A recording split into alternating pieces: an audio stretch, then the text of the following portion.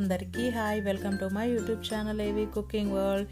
ఈరోజు అయితే నేను మైదా పిండిని వాడకుండా గోధుమ పిండితో బాదుషాలని చేయబోతున్నాను. అది కూడా చాలా సింపుల్ వేలో డిఫరెంట్గా చేయబోతున్నాను. సో వీడియోని అయితే స్కిప్ చేయకండి, చిన్న చిన్న టిప్స్ మిస్ అవుతారు. అలాగే ఇలాంటి టేస్టీ అండ్ ఈజీ రెసిపీస్ కోసం అయితే నా ఛానల్ని ఒక్కసారి సబ్స్క్రైబ్ చేసుకోండి. సింపుల్ వేలో ఎలా చేసుకోవాలో రెసిపీస్ అన్నీ నేను మీకు చేసి చూపిస్తాను. అలాగే ఈ బాదుషాలు చేసుకోవడం కూడా చాలా సింపుల్గా ఉంటుంది. రెసిపీ అయితే ఒక్కసారి చూసినా ఎవరైనా ఈజీగా చేసేయచ్చు. ఇప్పుడు మనం ప్రాసెస్లోకి వెళ్ళిపోదాం. ముందుగా ఇలా ఒక మిక్సింగ్ బౌల్ని అయితే తీసుకొని దాంట్లోకి ఒక కప్పు గోధుమ పిండిని అయితే తీసుకున్నాను నేను. మీకు ఇంకా ఎక్కువ క్వాంటిటీలో కావాలి అనుకుంటే ఇంకొంచెం ఎక్కువ అయినా తీసుకోవచ్చు గోధుమ పిండిని. సో నేనైతే ఇలా ఒక కప్పు తీసుకొని దీంట్లో కొంచెం సాల్ట్ని వేస్తున్నాను. అలాగే ఒక 1/3 స్పూను వంట సోడాని వేసాను. అలాగే నెయ్యిని అయితే వేసాను.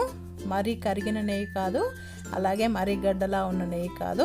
సో చూసారు కదా, ఇలా ఉండాలి కన్సిస్టెన్సీ. ఇలా ఉన్న నెయ్యిని 3 టేబుల్ స్పూన్స్ అయితే వేసాను. నేను తీసుకున్న కప్పు పిండికి సరిపోతుంది. ఇప్పుడు ఇలా మొత్తం కలిపి ఇలా ముద్దలా వచ్చేంత వరకు కలుపుకోవాలి. ఇప్పుడు దీంట్లో కొన్ని వాటర్ వేసుకుంటూ మంచి మెత్తగా సాఫ్ట్గా కలిపేసుకోవాలి. గోధుమ పిండిని అయితే గట్టిగా ఉండకూడదు, మన చపాతీ పిండి కంటే కూడా కొంచెం సాఫ్ట్గా ఉండొచ్చు. సో అలా కలుపుకుంటేనే బాదుషా అనేది పర్ఫెక్ట్గా వస్తుంది. సో చూసారు కదా, ఇలా అయితే కలిపాను. దీన్ని ఒక 15 నిమిషాలు సైడ్కి పెట్టేసుకోవాలి. దీన్ని సైడ్కి పెట్టేసి స్టవ్ పై ఇలా ప్యాన్ పెట్టాను. ప్యాన్ పెట్టి ఇలా ఒక కప్పు షుగర్ అయితే వేస్తున్నాను. అలాగే ఒక కప్పు వాటర్ వేస్తున్నాను. నేను తీసుకున్న ఒక కప్పు గోధుమ పిండికి ఈ క్వాంటిటీ సరిపోతుంది షుగర్ అనేది.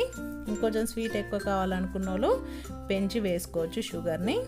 సో ఇలా మరిగేటప్పుడు దీంట్లో నేను కచ్చా పంచాగా దంచిన యాలచీలను వేస్తున్నాను. సో ఇలా వేసి ఇలా మరగనిచ్చుకోవాలి. పాకం అవసరం లేదు, తీగ పాకం. కొంచెం లైట్గా అంటుకున్నట్టు ఉంటే సరిపోతుంది ఈ బాదుషాలకు. సో చూసారు కదా, ఇలా ఉంటే సరిపోతుంది. ఇప్పుడు దీన్ని తీసి సైడ్కి పెట్టేసుకుంటున్నాను. ఇప్పుడు దీన్ని సైడ్కి పెట్టేసి పిండిని తీసుకుందాం. సో బాగా సాఫ్ట్గా అయింది. ఇప్పుడు దీన్ని మనకు కావాల్సిన సైజులో ఇలా చిన్న ముద్ద తీసేసుకొని చేతుల మధ్యలో ఇలా కొంచెం ప్రెస్ చేసినట్టుగా అనుకుంటూ చేసుకోవాలి. ఇలా రౌండ్గా చేసేసుకొని బాదుషా షేప్లో చేసేసుకుంటే సరిపోతుంది. కొంచెం ప్రెస్ చేస్తూ అనాలి, అప్పుడే పర్ఫెక్ట్గా వస్తాయి బాదుషాలు అనేవి. సో ఇలా మధ్యలో ఇలా గుంటలా చేసుకుంటే సరిపోతుంది. ఇంకా అన్నిటినీ ఇలాగే చేశాను. సో అర్థం కాకుంటే వీడియోని 1కి 2 సార్లు చూడండి.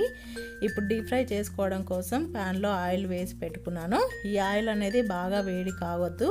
సో బాగా వేడైతే బాదుషాలు అనేవి బయట నుంచి మాడిపోతాయి, లోపల కాలవు. సో చూసారు కదా, ఇలా మనం బాదుషాలు వేసినప్పుడు బుడగలు అనేవి వెంటనే రాకుండా ఉండాలి ఆయిల్లో. సో అలా ఉంటేనే బాదుషా అనేది లోపటి వరకు ఉడుకుతుంది. సో ఈ టైంలోనే బాదుషాలన్నీ దాంట్లో వేసేసుకోవాలి.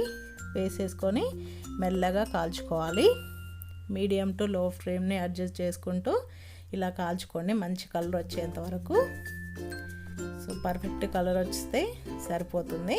సో చూసారు కదా, ఇప్పుడు ఈ బాదుషాలు అయితే బాగా ఉడికిపోయినాయి లోపటిదాకా. ఇప్పుడు నేను ఆయిల్లో నుంచి తీసేస్తున్నాను వీటిని అయితే. సో ఇంకెక్కువ అవసరం లేదు. సో ఇలా తీసేసి మనం ముందుగానే చేసి పెట్టుకున్న సిరప్ ఉంటుంది కదా, ఈ సిరప్ని చల్లారక ముందుకే వేసుకోవాలి. కొంచెం గోరువెచ్చగా ఉన్నప్పుడు ఈ బాదుషాలన్నీ దాంట్లో వేసుకోవాలి. అప్పుడే మనకి బాదుషాలకి సిరప్ అనేది పడుతుంది. సో దానికోసం ఒకవేళ చల్లారిపోయిందనుకో గోరువెచ్చగా చేసి వేసుకోండి. ఇలా వేసుకొని నేనైతే ఒక 20 మినిట్స్ సైడ్కి పెట్టేసుకుంటున్నాను. 20 మినిట్స్లో ఈ బాదుషాలు అనేవి ఈ సిరప్ని పీల్చుకొని చాలా జ్యూసీగా తయారవుతాయి. సో ఆఫ్టర్ 20 మినిట్స్ తర్వాత చూడండి, సో బాగా పట్టింది ఈ సిరప్ అయితే బాదుషాలకి. చాలా బాగా వచ్చినాయి జ్యూసీగా. ఇంకింతే సర్వ్ చేసేసుకోవడమే. హెల్తీగా చేసుకొని ఒకసారి అయితే కంపల్సరీగా నాకు కామెంట్ చేయండి ఎలా వచ్చింది అనేది అయితే. అలాగే ఈ వీడియో కనుక మీకు నచ్చినట్టయితే ఈ వీడియోకి లైక్ చేసి నా ఛానల్ని సబ్స్క్రైబ్ చేసుకోండి. సింపుల్ వేలో రెసిపీస్ని చేసి చూపిస్తాను. Thanks for watching. Please do subscribe my channel for more videos.